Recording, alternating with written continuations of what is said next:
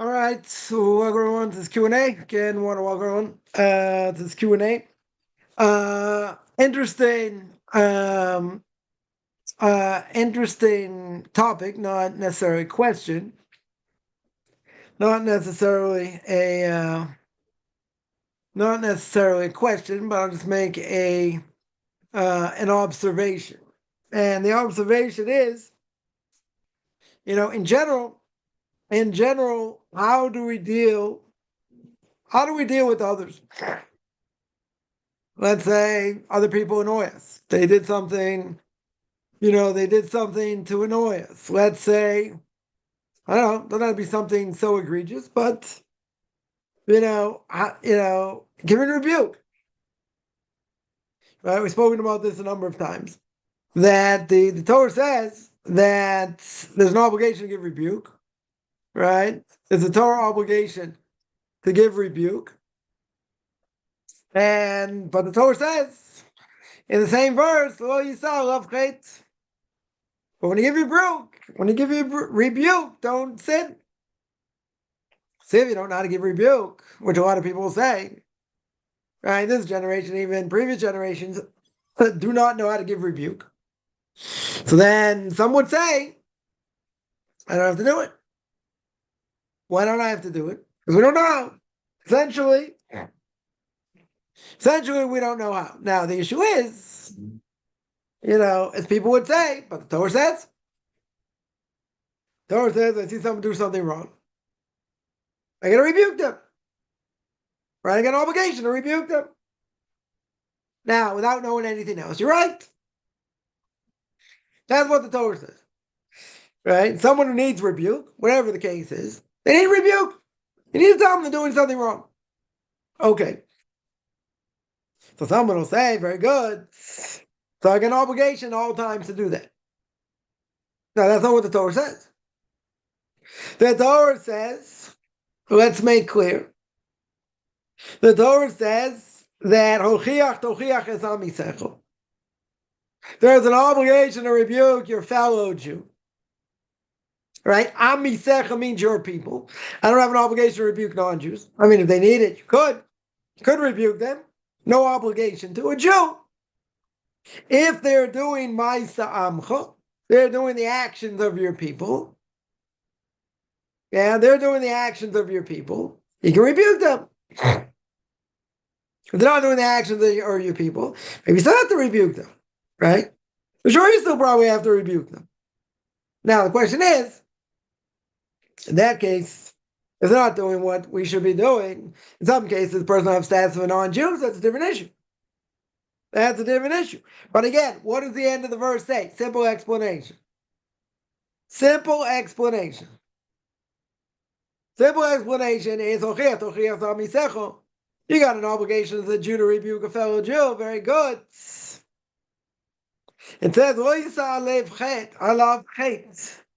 what the end of the verse says, but you should not bear responsibility for the sin. Well, what's it? You got to rebuke somebody. Somebody deserves rebuke. Yeah? Somebody deserves rebuke.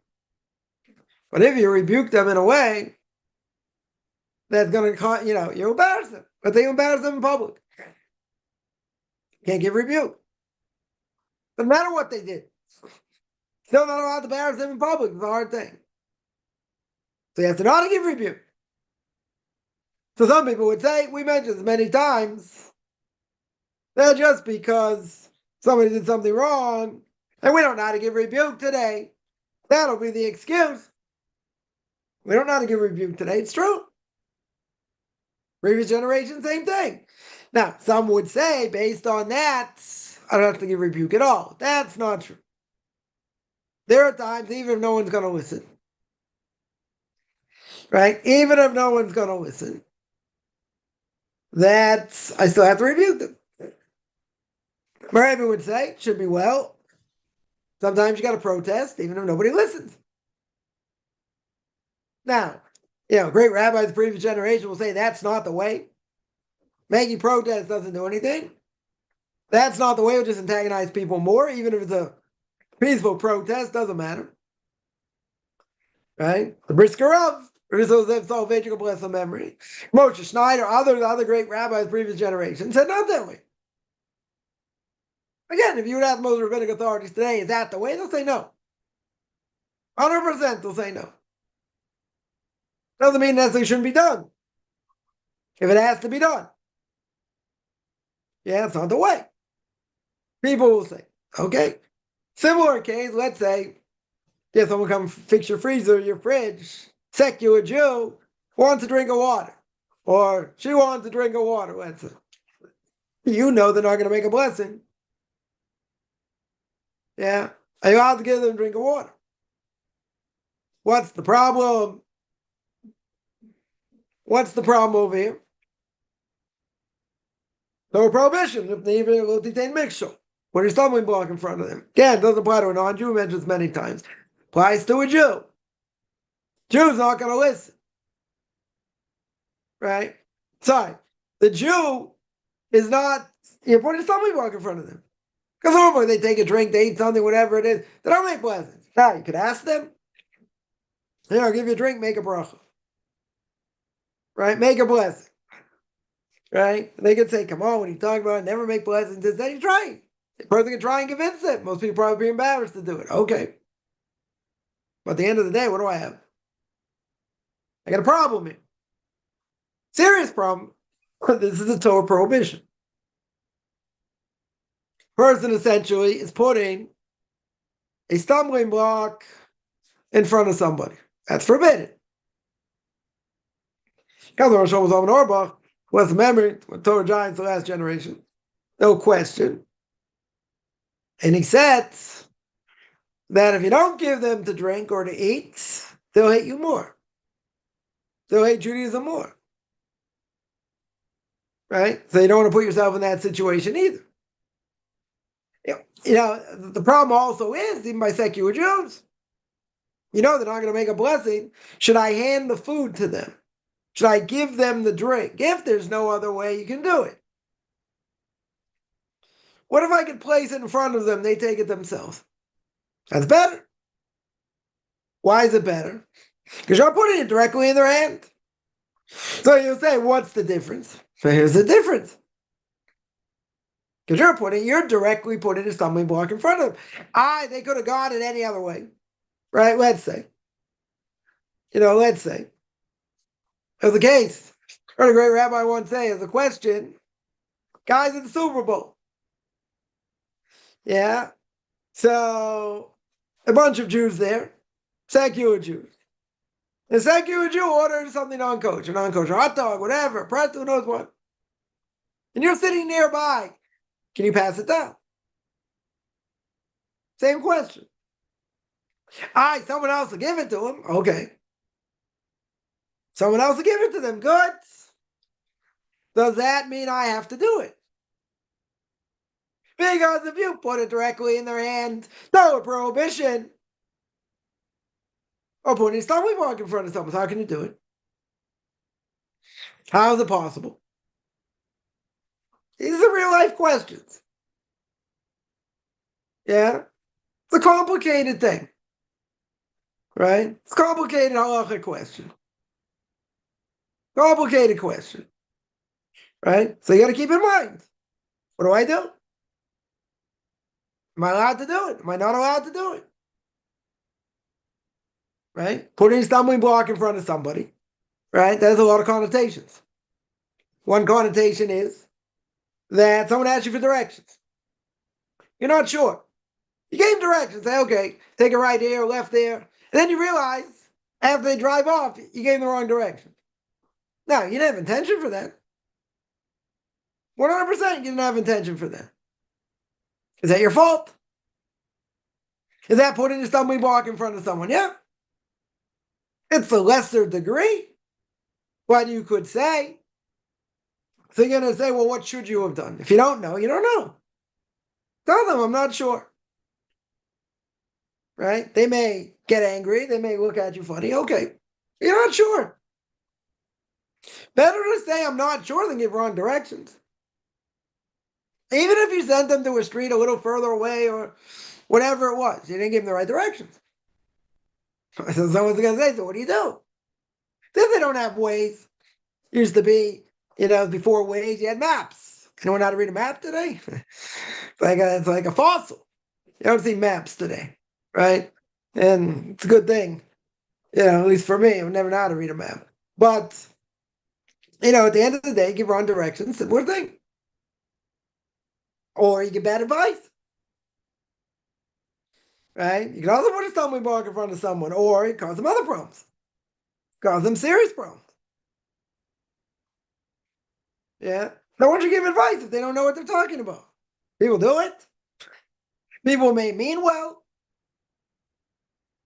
but they may mess someone up in the process. I heard a story, a while ago, that someone was dating somebody, and the girl, whatever, is older, and she really liked this guy. She wanted to get married. Everything was going good. And this guy's uncle put his 2 cents in. What 2 cents? Don't know. Put his 2 cents in. That was it. This girl was heartbroken. Heartbroken. Now, according to the story, there's nothing wrong. Everything's going good. They're planning to get married. Blah, blah, blah. This person speaks to his uncle. I think it was his uncle. And his uncle, gave him advice the other way. Now imagine. Make this a little more graphic. Imagine these two people were supposed to be married. According to heaven, they were supposed to be married. They should have had a certain number of kids. Okay. This whole thing now doesn't come about. Now, someone will say, but isn't that what God wanted?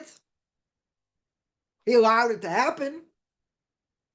But it could mean that was their soulmates.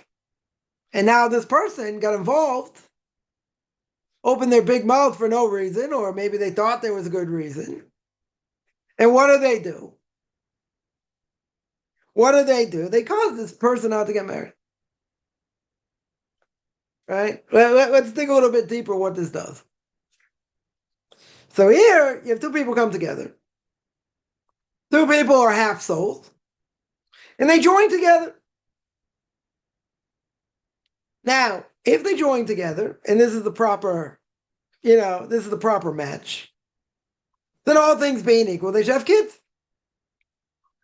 Now that they're not going to have kids, because they don't end up getting married, right? So now everything gets messed up. The kids that they were supposed to have, those souls, are coming out now. Now you can tell me maybe they get married later. Let's say they don't get married. They marry other people, whatever it is. So what happened to those souls that were supposed to come out?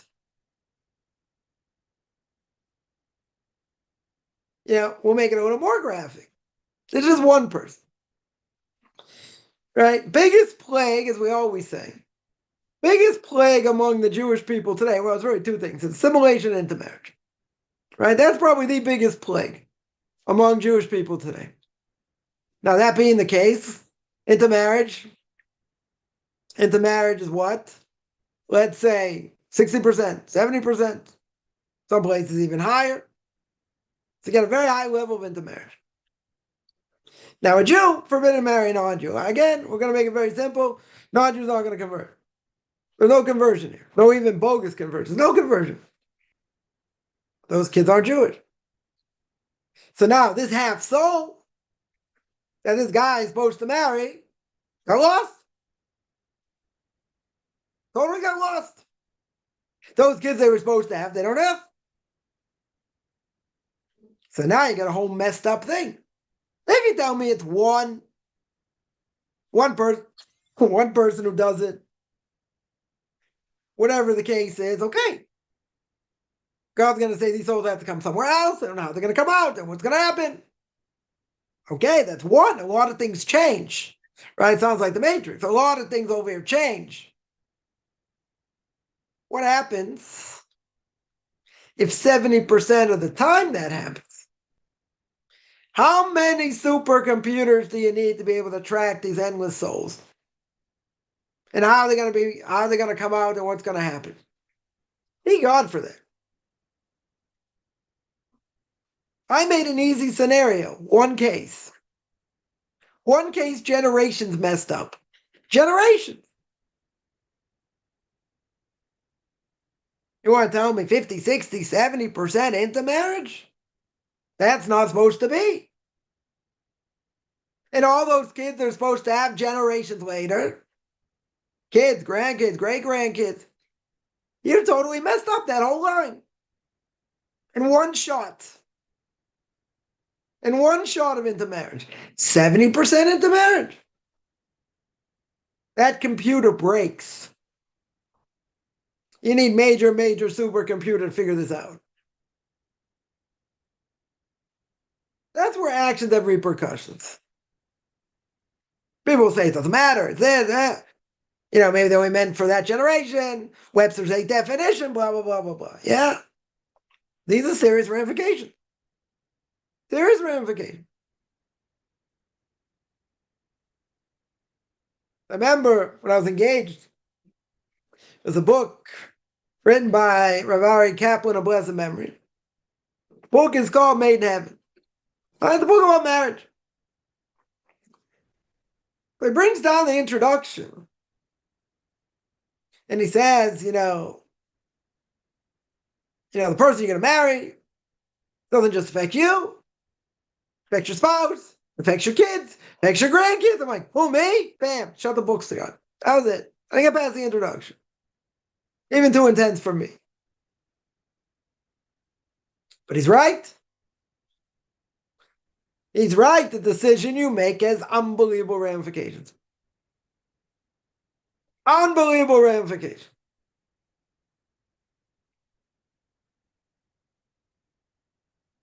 Physical terms and spiritual terms. See, spiritual terms, we think, it's all make-believe, it's hocus pocus. It doesn't really mean much. I'll just give one example. One example of the ramifications for catastrophic. Generations. Generations. Yeah, bunch of questions here. One, going back on rebuke here. Someone annoys you. We should be mad at all because it's from Hashem. Okay? That's true. Baruch. 100% right. Even though someone annoys us and someone's obnoxious, unless someone's an absolute angel, they're going to get upset. Why is this person saying this? Why is this person badgering you? Why are they doing other things? They can be annoying. You're right. So the Bible says in Shar B'tachon, right, the gate of belief and faith in God, if someone's annoying you, isn't God using that person to get to you? Work on your savlanis. Work on your, what's the word for savlanis? Not mercy. Patience. Right? It's a word that doesn't exist in the Hebrew dictionary here. Patience.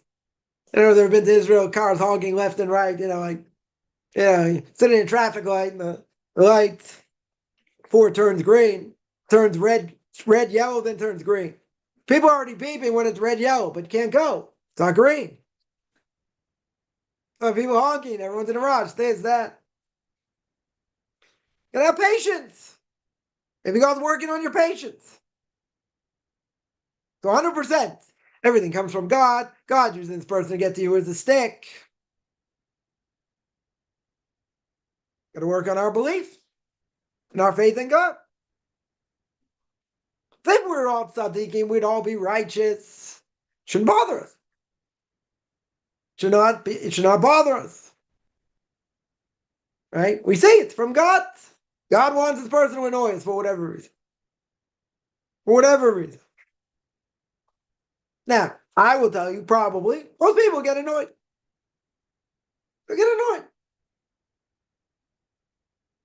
So I'll tell you what Victor Miller says. Victor Miller, blessed memory, said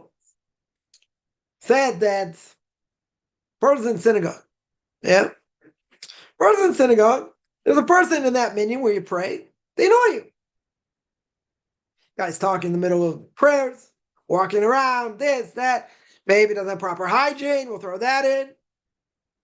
One of my personal pet peeves. Yeah, we'll throw that in. So Victor Miller says, how can I love this person? You can say, why do I love him?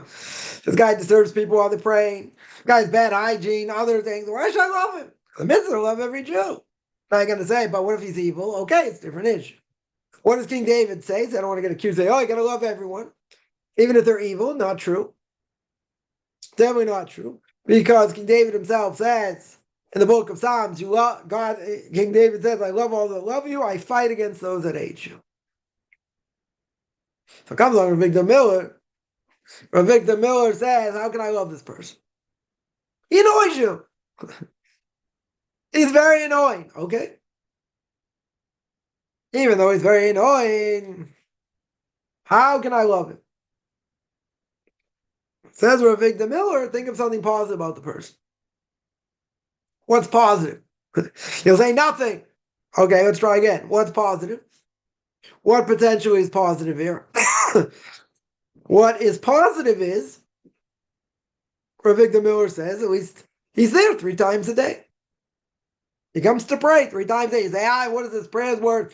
He talks in the middle, this, that. Right? He annoys people. Very good. Very, very good. Okay, so look at the positive. We're very quick to look at the negative. We're very quick to bury the person. But he says, if you think of positive things, you don't have to think very long. It doesn't have to be hours and hours. Think a few minutes. What can I find positive about this person? Right? So in this case, what Victor Miller says, he's there 3 times a day. Most Jews don't even pray. He's there 3 times a day. What's someone going to answer to that? But they're annoying. Okay. You find something positive. You think about the positivity. Yeah. You think about the positivity. Very good. He says that'll lead you to love the soul.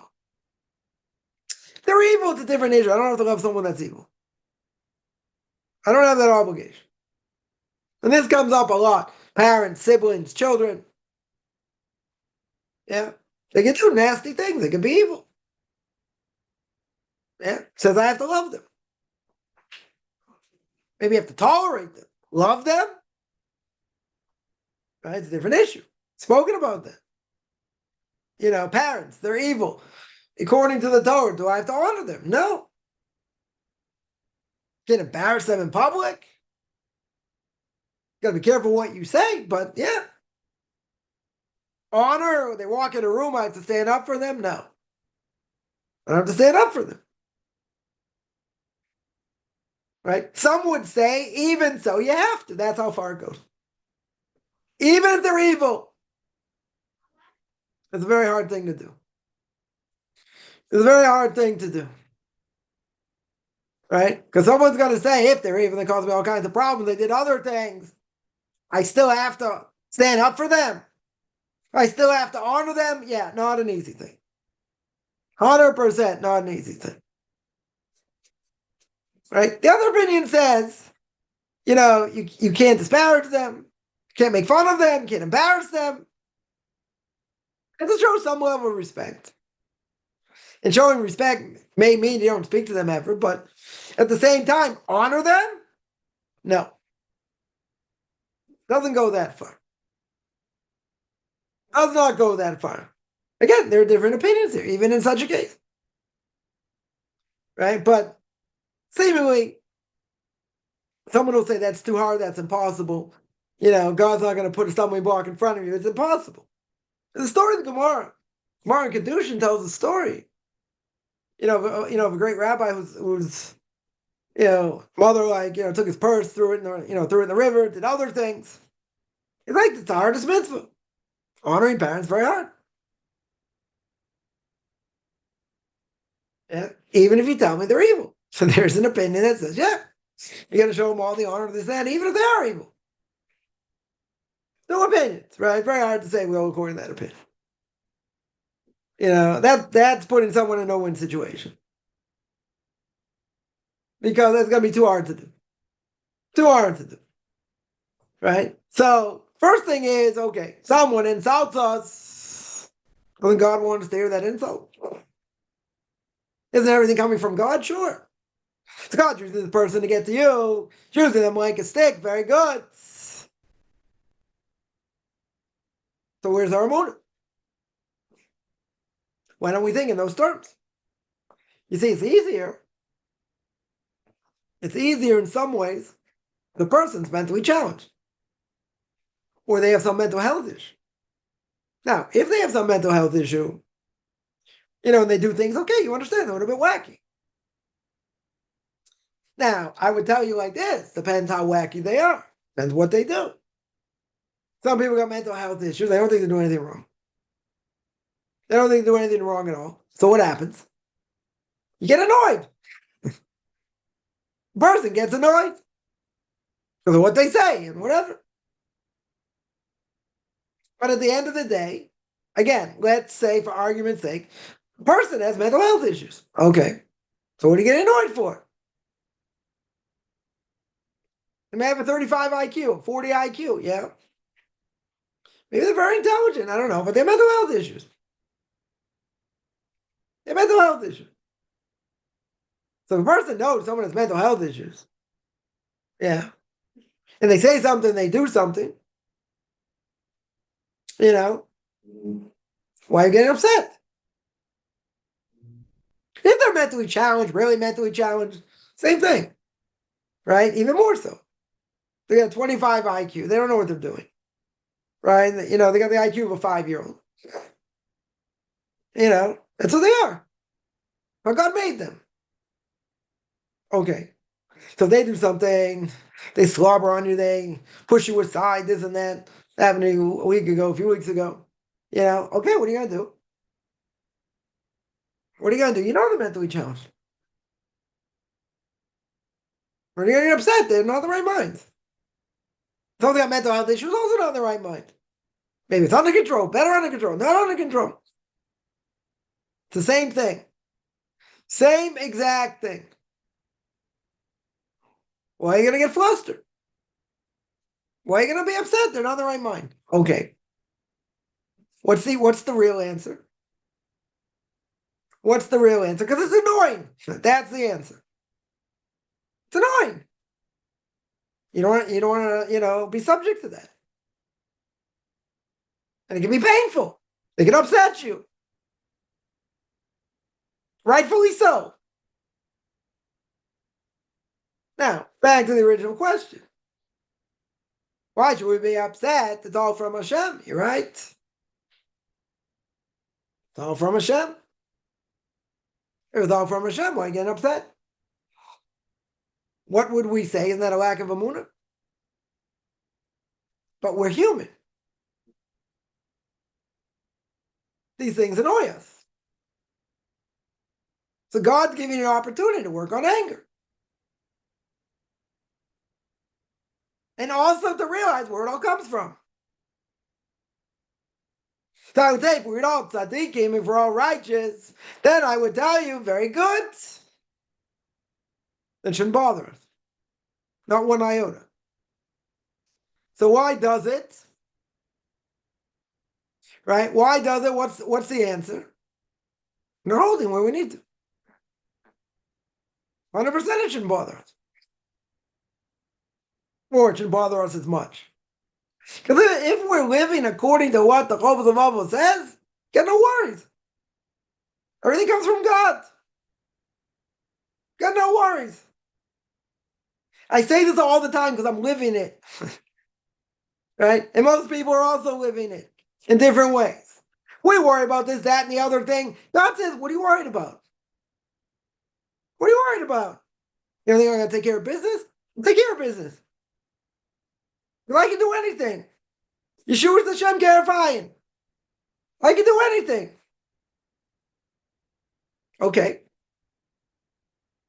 Yeah, but I really need this and I need it, at this time. Can't wait. It's got to be done. God says, don't worry. It'll happen one way or another. It'll happen. If it's meant to happen. If it doesn't want it to happen, it won't happen. But I've seen over and over and over again. I've heard people tell me the same story, not just my own life. Different things happen. They say, God, you're the one in charge. The person worried about this, worried about that. What's going to be. And at the end, you worry for nothing. You get all stressed out, this and that, for nothing. Now, as we always say, maybe it didn't look pretty. Maybe it didn't look pretty. Okay. Gotta take care of business. Take care of business.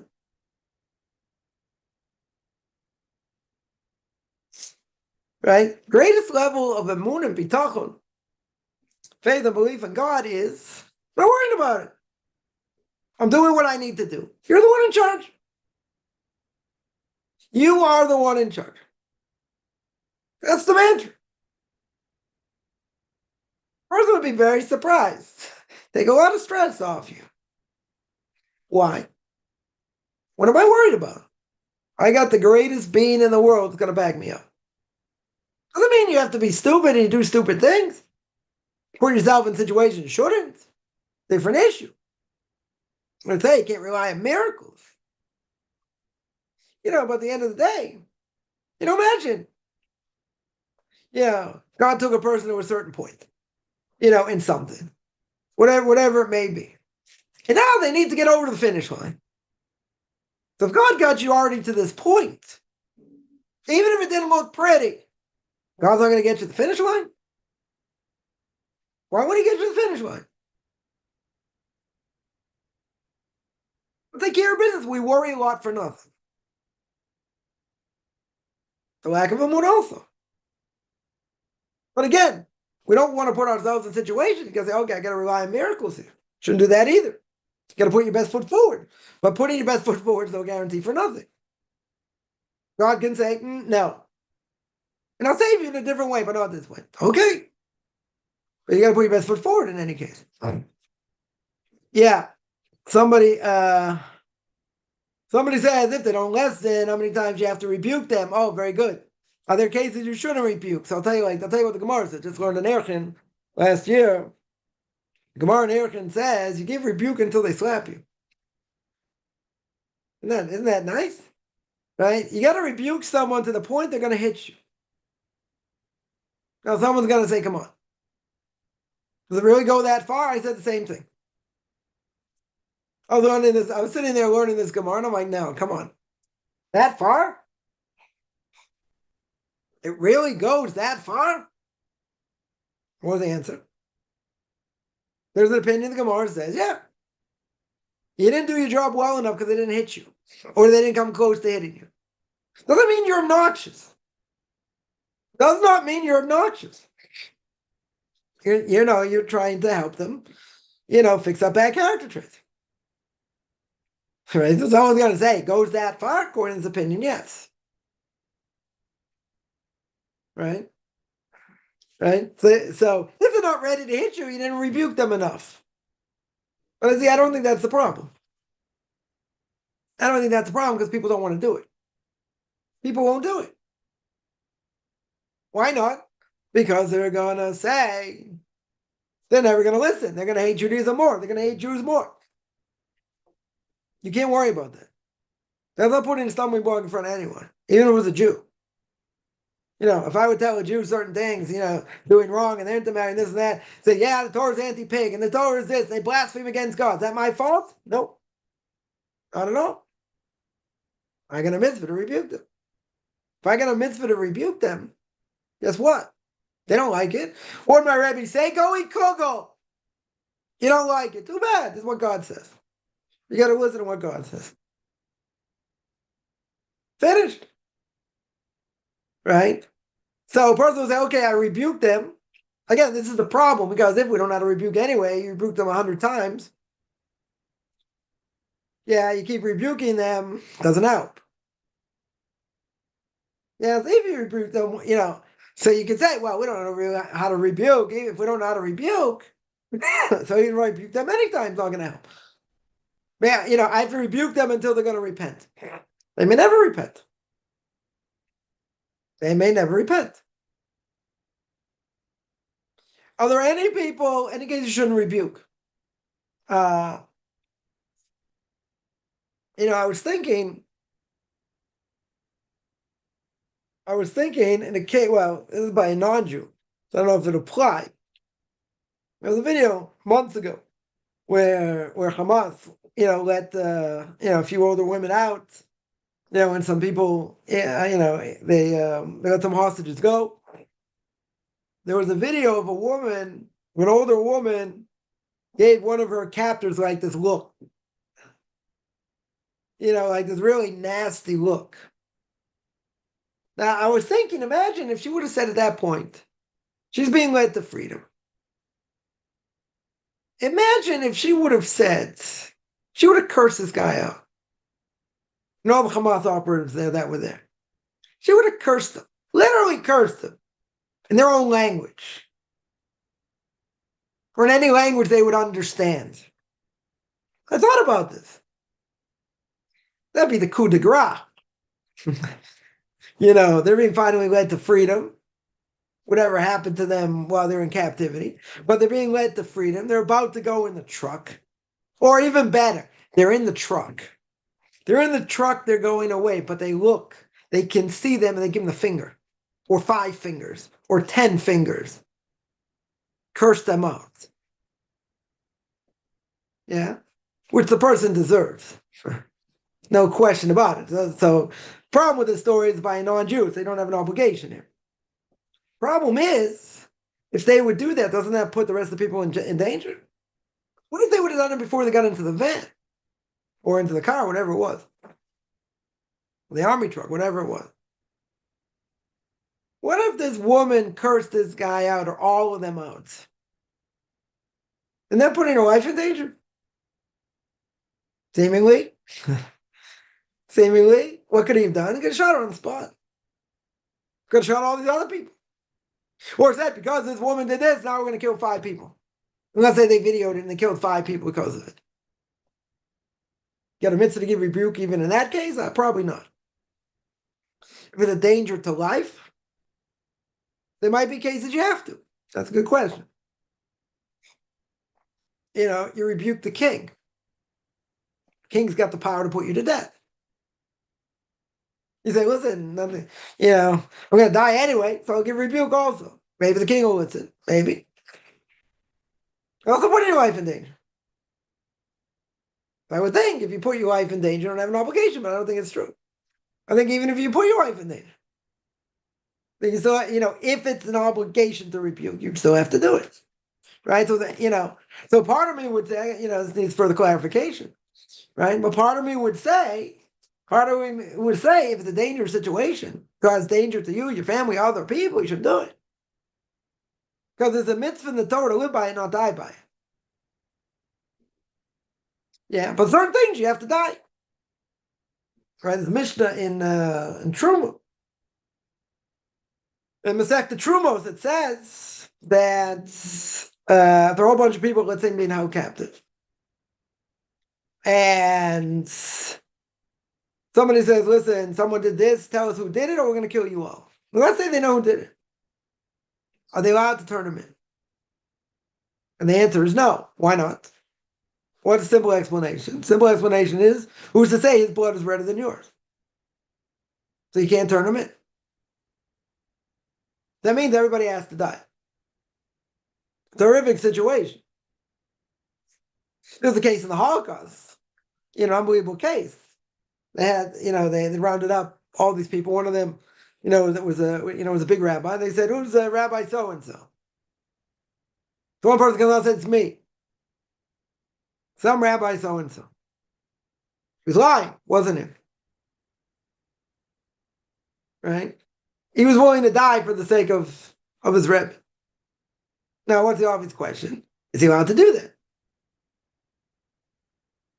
No, they could have said, if you don't tell us who it is, we're going to kill everybody. They might have killed everybody anyway. There's no loss here. They might have, But who are the first people to try to round up were, big rabbis. Right? That's the whole question. Why did they kill so many of them and so many kids? 1.5 million kids they killed. Right? Nazis, Yimach Shemam V'Zichron, weren't stupid. They weren't stupid by any stretch. Yeah. So they understood if you don't have people to teach, and you don't have anyone to teach, and guess what? You're finished. Judaism will die. You need students, you need teachers. Yeah. Well, this is a very good question. This person sacrificing their life for someone else. Now, really, you're going to say that's suicide. You're not allowed to do that. So these questions came up in the Holocaust. Yeah. So, if that's the case, and you're putting your life in danger, you might put everyone's life in danger. You're not allowed to do that. Even if you think they're going to kill everyone anyway. Right? So if they say, turn over this person, or we're gonna kill everyone, they could be bluffing. 100% they could be bluffing. Right? In other words, let's say they turn the person over. That means they're not going to kill everyone? They could kill everyone also. Can't trust them. Can't trust anybody. You don't know what they're going to do. 100% you don't know what they're going to do. But I would think if you're putting your life in danger, you don't give rebuke. But it's probably not true. Yeah, there probably are cases where you give rebuke even to put your life in danger. Right? Sometimes you have no choice. As we said.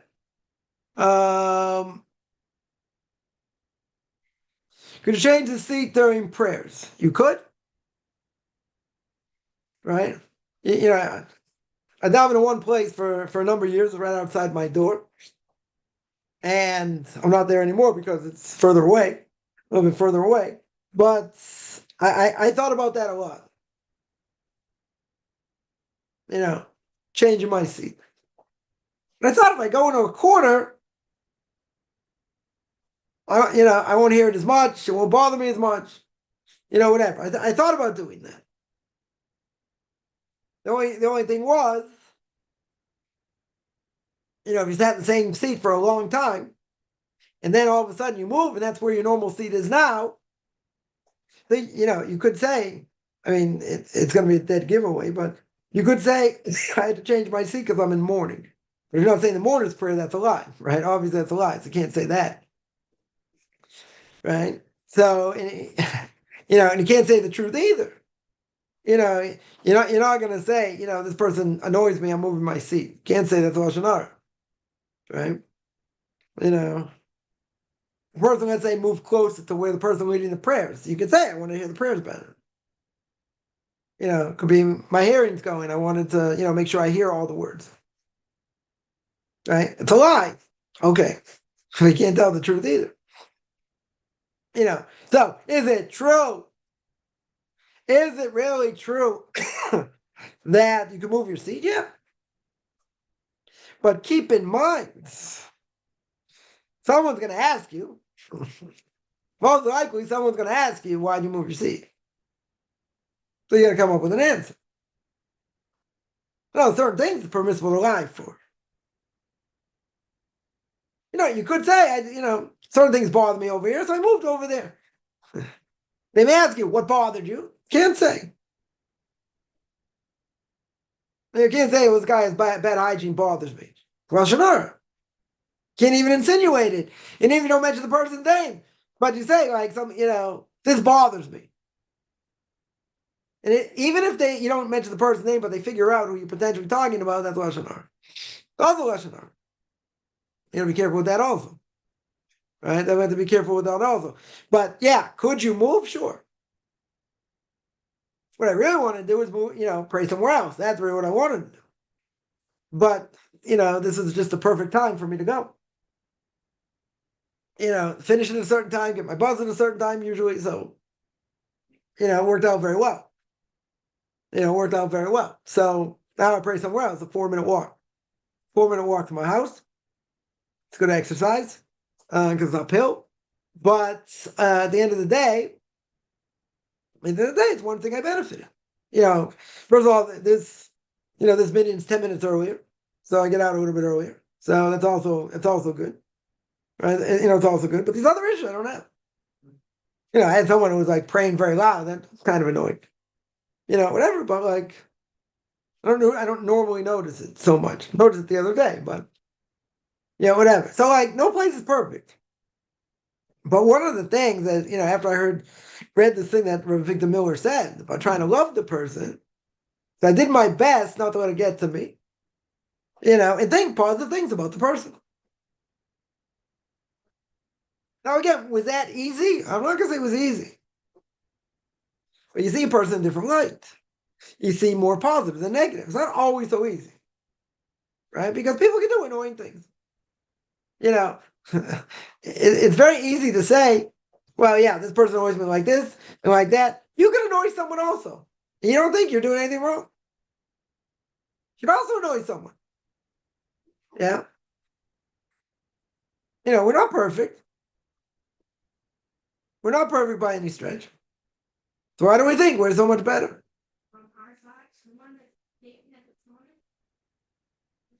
Someone has also a mitzvah to keep quiet if you won't be listened to. Sometimes. I'm telling you, that's an excuse people use not to give rebuke. Because they'll say, if they're not going to listen anyway, different issue. Yeah, sometimes that's the case. If they're not going to listen, no mitzvah to rebuke. Right?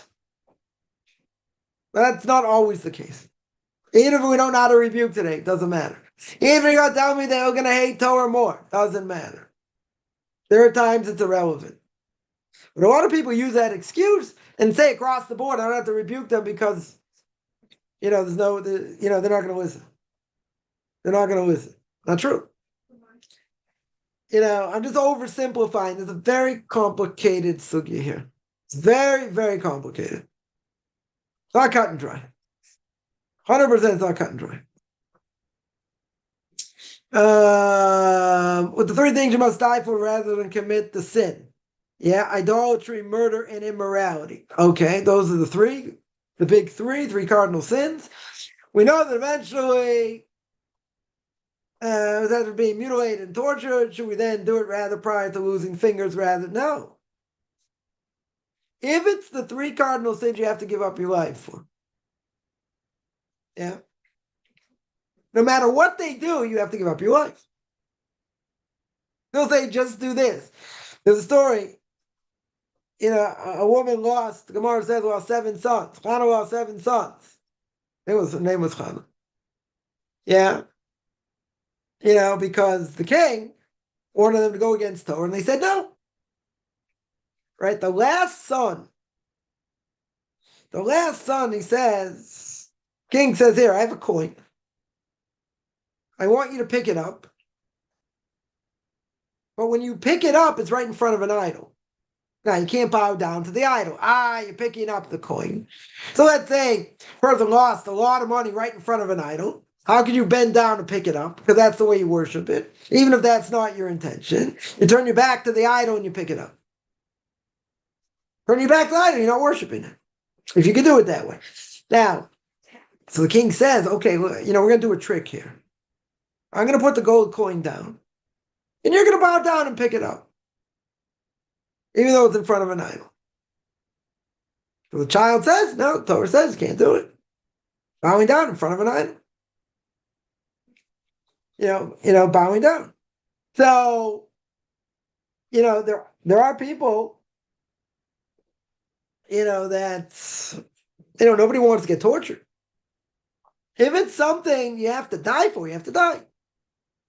That's it, you have to die. Right? Rather than transgress.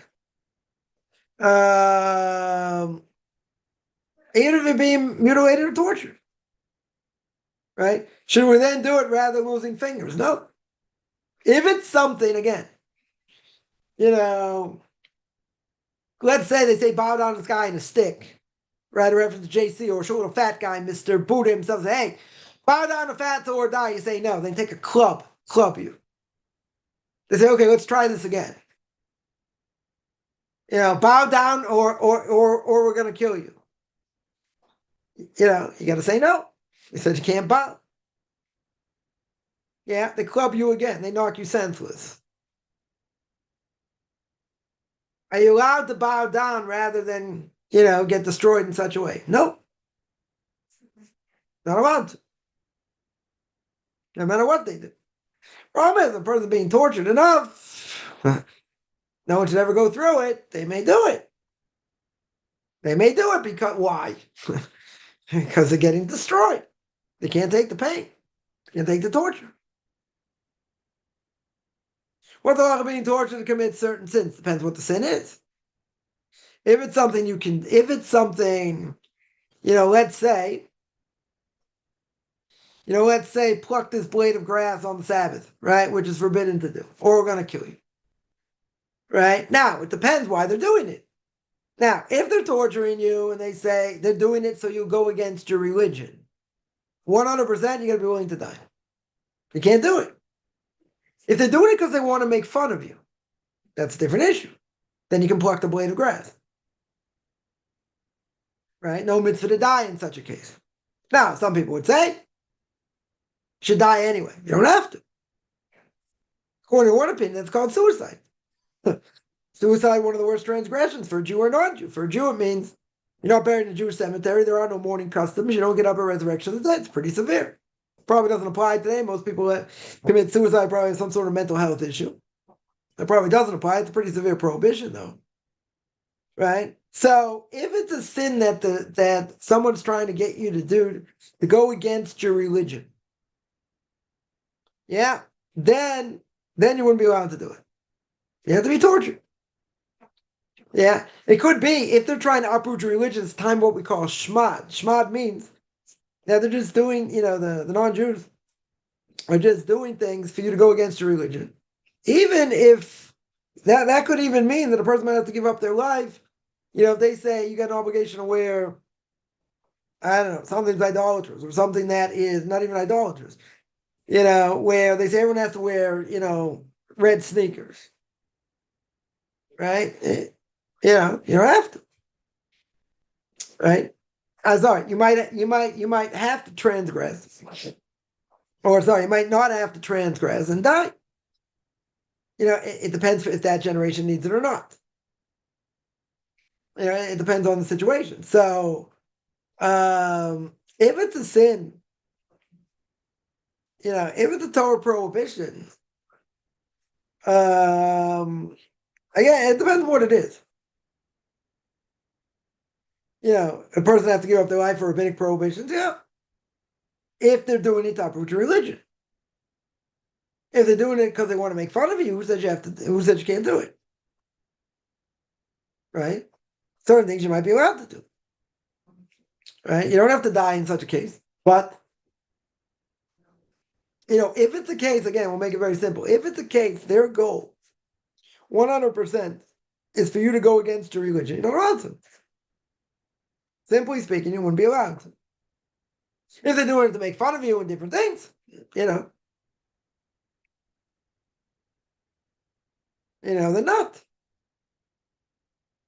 It depends. Someone asks, is it possible to remember all the laws of Lashon Hara? Well, if you don't review them, you won't. You got to work at it. Right? There's a book called, on the Chofetz Chaim, learning 2 laws a day. 2 laws a day. People say unbelievable Yeshua's unbelievable salvations by learning the laws of Lashon Hara. Is it possible? You got to review. You got to go through it. Yeah. It's like anything. Can someone really keep this? You try the best of your ability. Lashon Hara is something the Gemara says everyone transgresses. Right? Or avak Lashon Hara, even something that's not directly Lashon Hara, but it leads to Lashon Hara also. What everybody sins in. So if everybody sins in it, what's the point? You got to work. You got to work hard. You got to, these are common things people sin in, so you got to, you got to learn the laws. Learning 2 laws a day, you cover ground. You want to learn more, you can learn more. It's a good thing to do. Definitely a good thing to do, but you got to review. Someone asked, can you say Kaddish for someone who committed suicide? The halacha is yes. In general, we say yes. The reason is because someone who committed suicide, basically, they weren't in their right mind. right? So committing suicide, the answer would be that you could say Kaddish, right? Because they have some mental health issue. So therefore, the normative halacha is if they did it, if they committed suicide, then you could. What's the punishment for a non-Jew who listens against knowledge from Shir meant for Jews?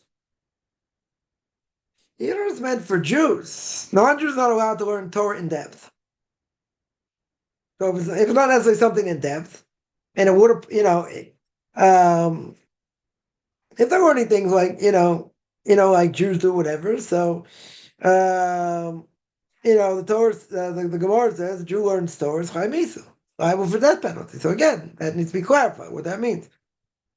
If they're learning their own laws, that mean they get the death penalty? If they're learning their own laws like Jews would learn, maybe.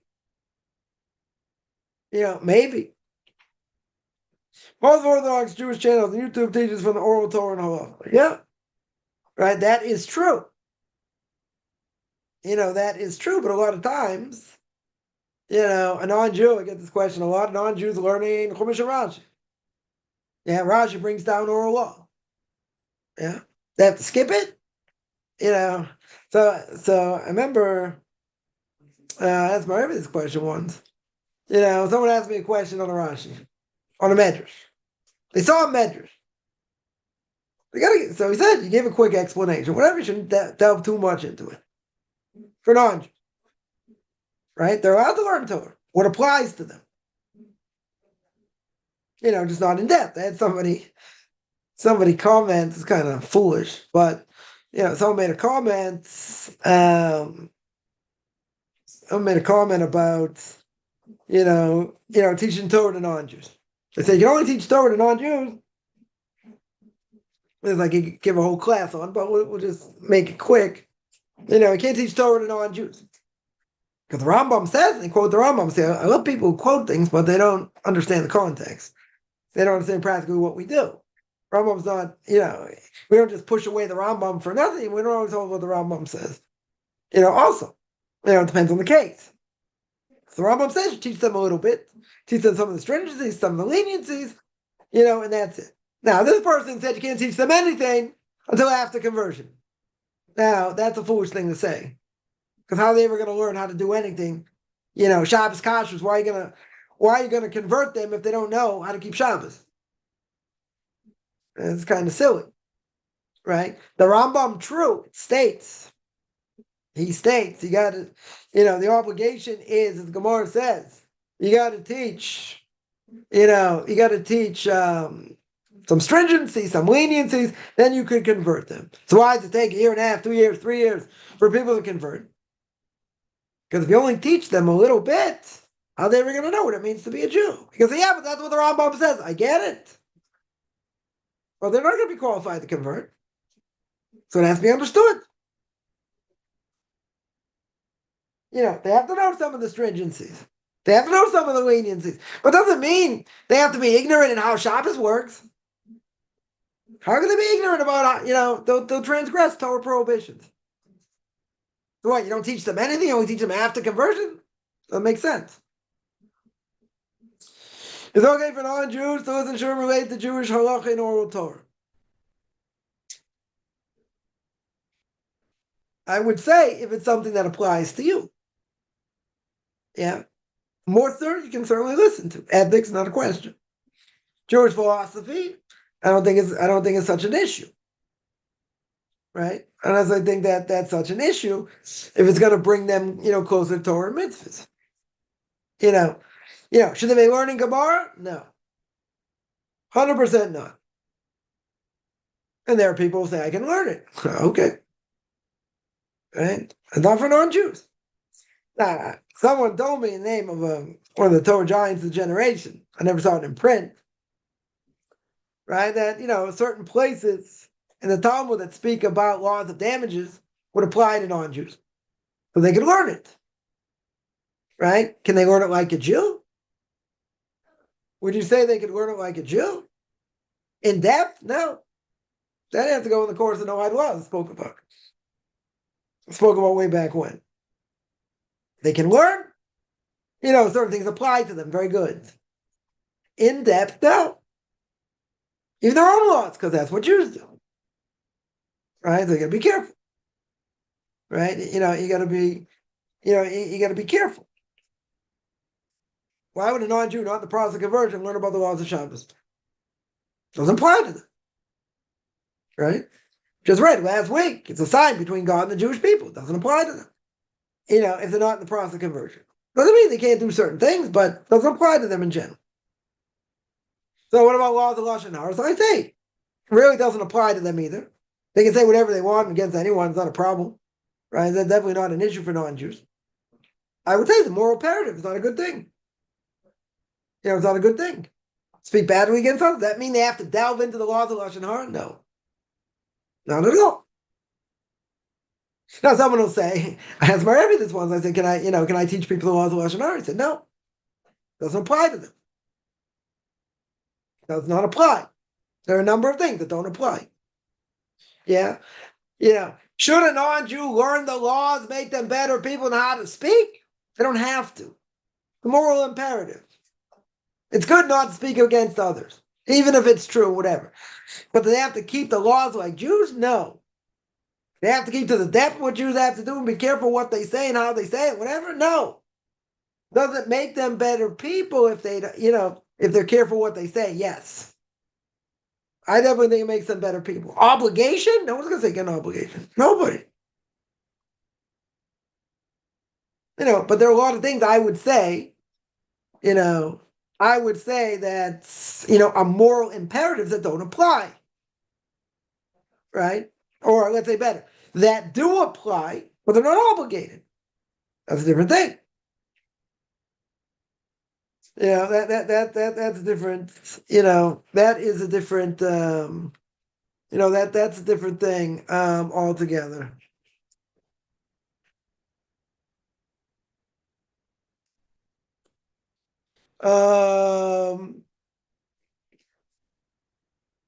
Someone here asks, very Kabbalistic question here, what's the word simsum? Right, so I'm not going to go into Kabbalah here, but simsum in general means a contraction or restriction, constriction. Right? It's very hard to understand, that God himself created a finite world, and he himself is not finite. Right? So, essentially, I'll just say, because I'm not going to go further with this, and that is that when God put himself in the Mishkan, God says, Exodus chapter 25, verse 8, right, that I want to dwell amongst the Jewish people. What's the obvious question? What's the obvious question? How can God put himself in a box? Yeah, this is all Kabbalah talks about. It seems somehow God, quote unquote, Kavayachol, that he constricted himself, went through the spiritual world according to Kabbalah, and put himself in a box. Simple explanation makes no sense at all. God's infinite. How can he put himself in a box? How can he constrict himself? It's a Kabbalistic concept. That's about as much as I'm going to say. Yeah. Any other questions?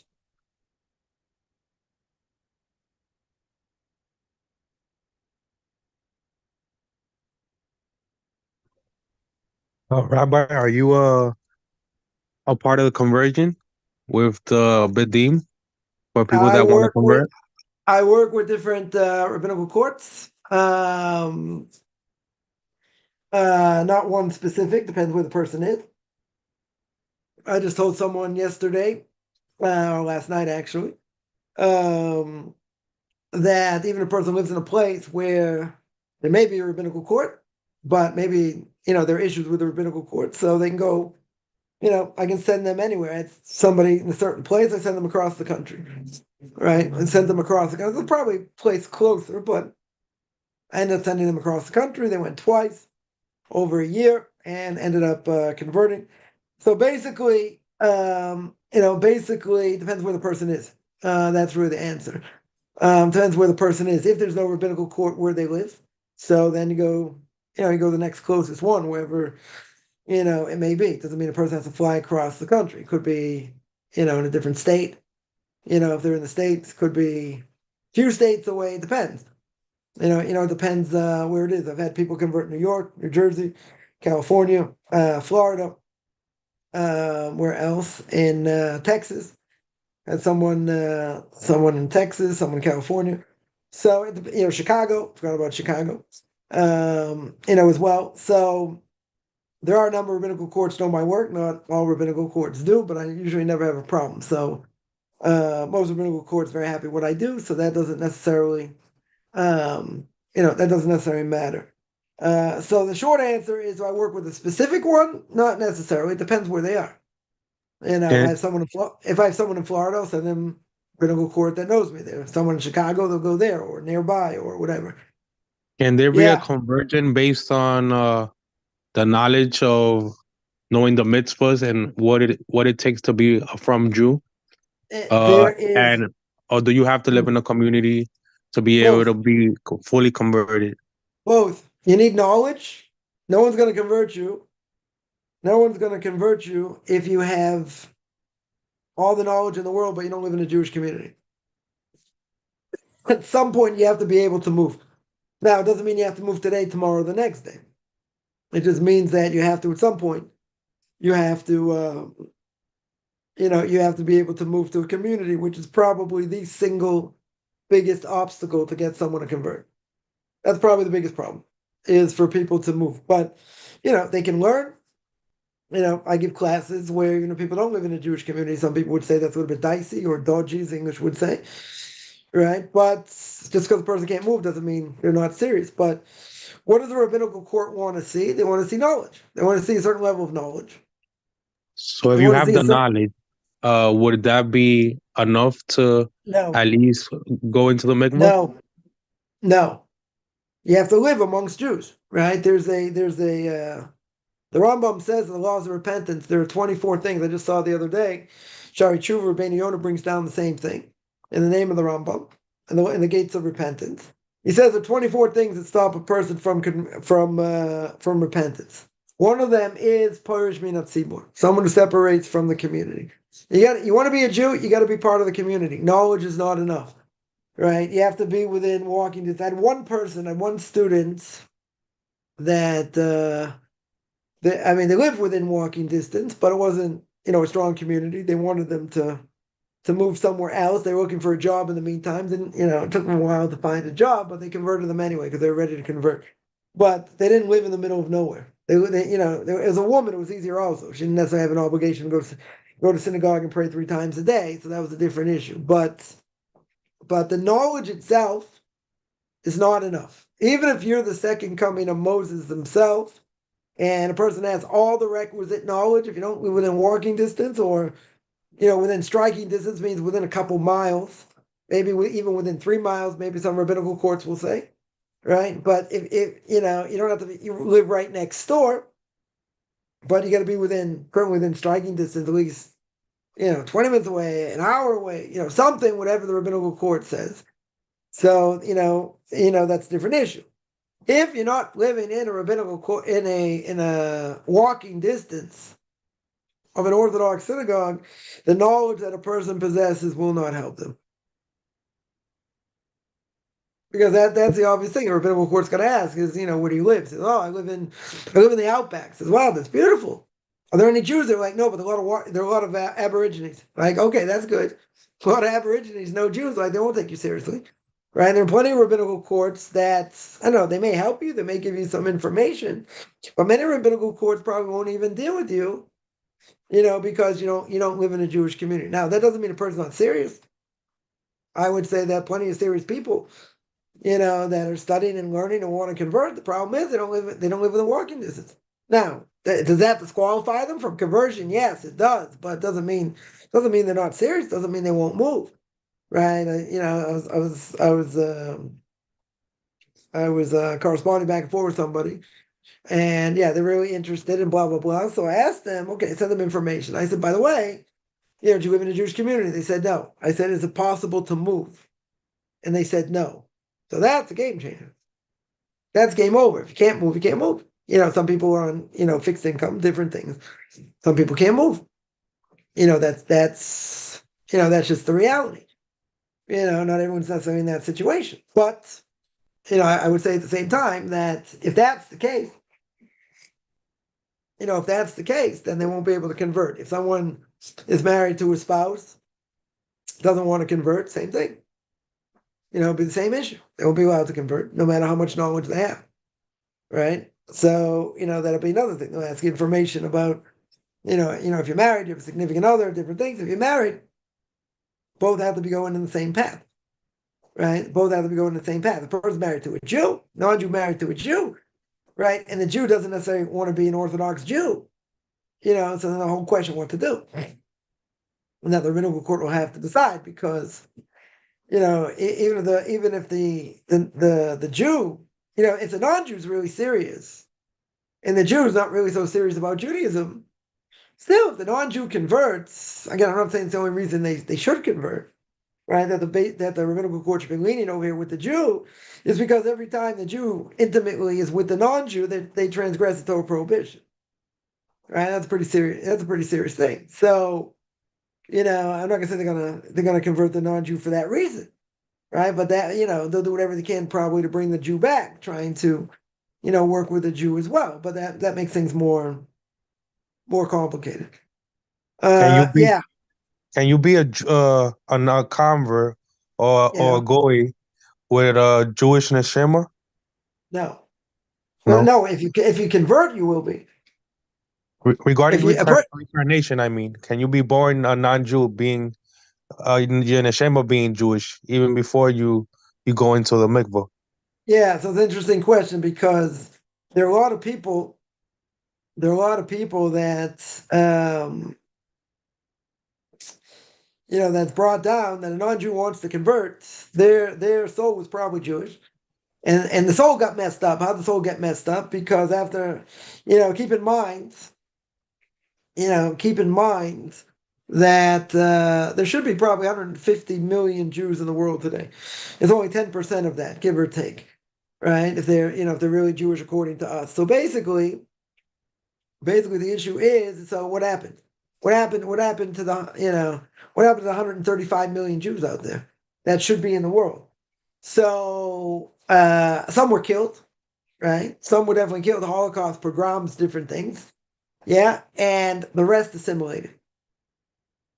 Yeah, let that sink in. The rest assimilates. That means that most likely, a convert, someone who wants to convert, most likely their soul was at Mount Sinai.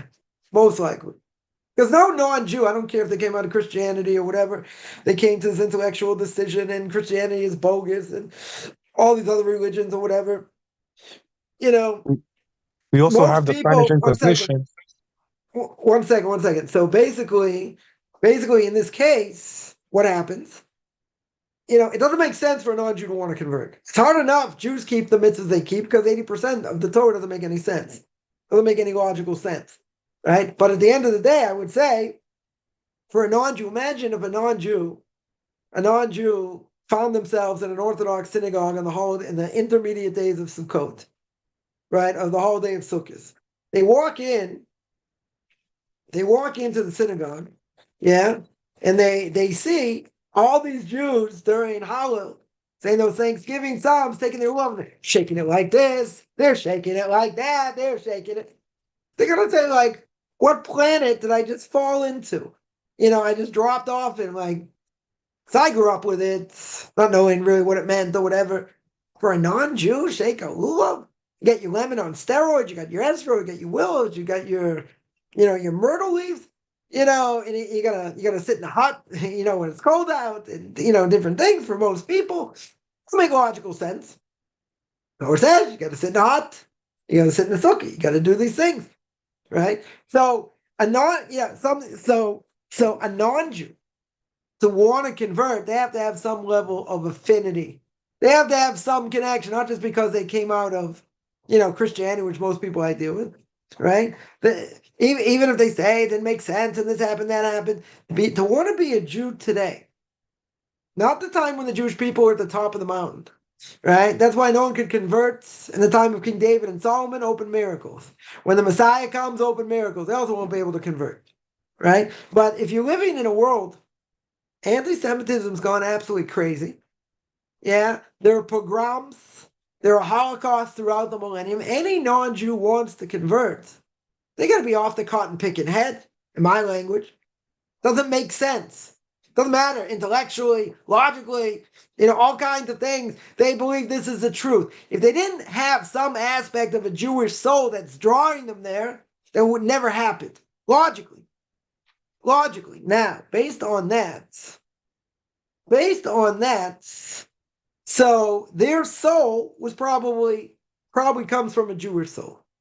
But it got messed up. How did it get messed up? Into marriage and assimilation. So now, as a non-Jew, I've heard this a lot, right? I heard this a lot. They will say they feel they have a Jewish soul. When does the Jewish soul come in for a convert? When they come out of the mikveh. Or when they're in the mikveh. Let's say when they're in the mikveh. Yeah? That's when the soul comes in. But a non-Jew does not have the same aspects of the soul, as a Jew. The Ramchal says in Derech Hashem, in the way of God, a non-Jew, no offense to any non-Jews listening, they're at a total disadvantage. They're in this world at a total disadvantage than Jews are, right? They're at a total disadvantage. Why? They don't have the same soul makeup. Not their fault, but we have more mitzvahs, right? We have a lot more than 7. 7's just an umbrella of the Noahide law. It's probably about 50 or 60. Let's say all together. So this is so we have a lot more. We can't keep 613, right? Because, we don't have sacrifices, person not a Kohen, person not a Levite, other things. Probably have half the mitzvahs we can do. But that's a lot more than non-Jews can do. Yeah. So non-Jews are at a disadvantage, no question. They're definitely at a disadvantage. So if we were to say that they have the same Jewish soul, they'd be Jews. Essentially, they'd be Jews. They could keep mitzvahs like Jews, but they can't. So that different aspect of the soul comes in by the mikveh. That's when it comes in, right? That's when it comes in. So any non-Jew out there, without conversion, I don't care. People say I don't have to go through this process, and I can go in front of 3 kosher Jews, and I can do this and I can do that. Doesn't matter. It doesn't matter. The process is you got to go in front of 3 Jews in front of a mikveh, 3 kosher Jews. It's got to be done properly. Yeah. If it's not done properly, they don't have the Jewish soul, right? Either people say, "Oh, the rabbis made it up and this and that." Doesn't matter. That's the reality. Yeah. So I hope that answers the question. Other questions? Rabbi, my last question for you. Yeah. So let's say you are in the process of conversion, and I Right. know you're supposed to break one of the laws of Shabbat Right. until you're Jewish. Do you still Right. get extra soul for the Sabbath if you actually do keep the Sabbath? That's a good question. That's a good question. It's only for Jews. Non-Jews not going to get that. Not going to get that extra soul, and it doesn't matter.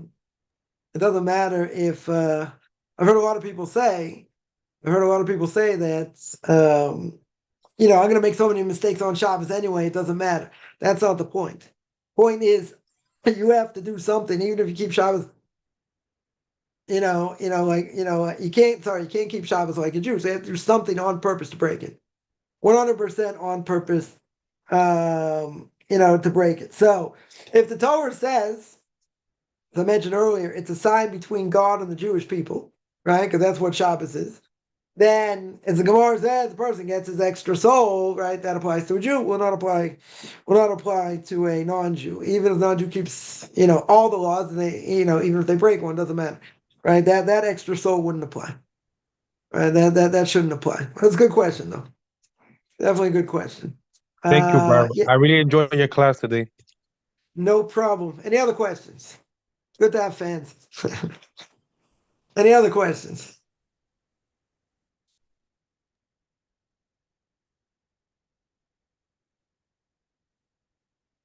What days are your class, Rabbi, during the week? This is my first time here. My Q&As are Tuesday and Thursday, 10 o'clock. 10 o'clock Eastern time. They are ethics of our fathers, usually Saturday. 2 o'clock Eastern time. I haven't done it in a number of weeks. Probably not going to do it this week either. And the book of Leviticus chapter 17 is Sunday 9 o'clock. Eastern time every Tuesday. I just put up a post on Duties of the Heart is every Tuesday, 9 o'clock. 9 o'clock at night, Eastern time. Do you Uh, know? Do you know if there's a translation to the book of Noam Elimelech? no, To Noam I, to I, Noam I believe Elimelech? there. I believe there isn't. Okay. You should know there are a lot of good books out there. Never been translated. Probably won't be translated. Yeah, they're gonna. Well, unless someone really wants to work on it and whatever. There are a lot of commentaries. Early commentaries, later commentaries on the on the Torah that probably in our lifetime and 10 lifetimes probably won't be won't be what do you call it, translated. What is your Uh, favorite sulfur? my favorite what? Your favorite holy book? Favorite holy book? Good question. I would say Chovos Halevavos is one. That's definitely up there. Duties of the Heart. I'd probably have to say the Derech Hashem, the Way of God. That's probably I would probably say it's my favorite. Probably very hard book to go through, but very good about why God created the world, the purpose of man. What do you call it? How the soul works, suffering, purpose of non-Jews, whatever. It's still a hard book to go through, but it's very book changed my life. No, no question. Um, Yeah, I'm gonna actually. I gotta stop here. So, anyone has any questions, send me. You can find me on Facebook at Michael Chaim Kaufman, Beyond Orthodox Conversion to Judaism, orthodoxconversion.com, or Beyond Orthodox Conversion Judaism on YouTube. There, I got videos on Torah portion of the week, even though I'm very behind. Q&As, Ethics of Our Fathers, Book of Leviticus. You can send me an email, rabbichaimkaufman@gmail.com, RBBICHAIMCOFFMAN @gmail.com. Wishing everyone a good beginning of the day.